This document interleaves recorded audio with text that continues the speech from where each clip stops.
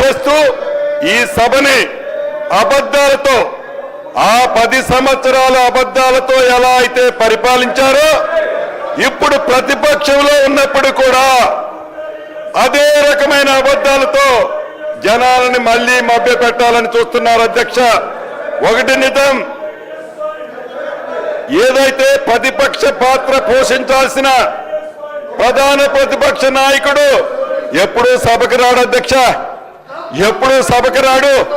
కొంతమంది నీటికి పంపిస్తాడు, రౌడీల్లా గూండాల్లా ఈ సభలో ప్రవర్తిస్తుంటారు.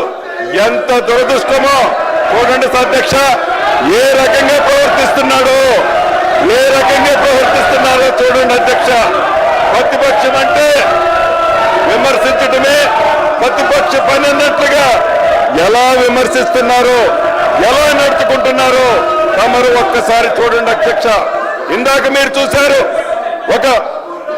ఒక దళిత స్పీకర్ గారు కూడా ఉన్నారని గ్రహించకుండా మీ మీదే పుస్తకాలు ఇసిరేశారు.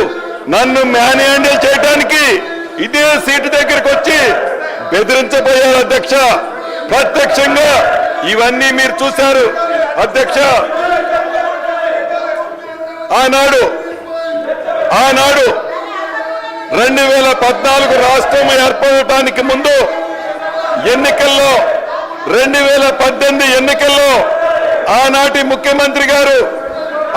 ముఖ్యమంత్రి గారు కేసీఆర్ గారు అనేక సందర్భాల్లో చెప్పారు అధ్యక్ష, కాపలా కుక్కల ఈ తెలంగాణ రాష్ట్రాన్ని కాపాడుతానని చెప్పారు అధ్యక్ష. గౌరవ మాజీ ముఖ్యమంత్రి గారు కాపలా కుక్కల తెలంగాణని కాపాడలేదు అధ్యక్ష. కాపలా కుక్కలా కాకుండా వేట కుక్కలాగా తెలంగాణ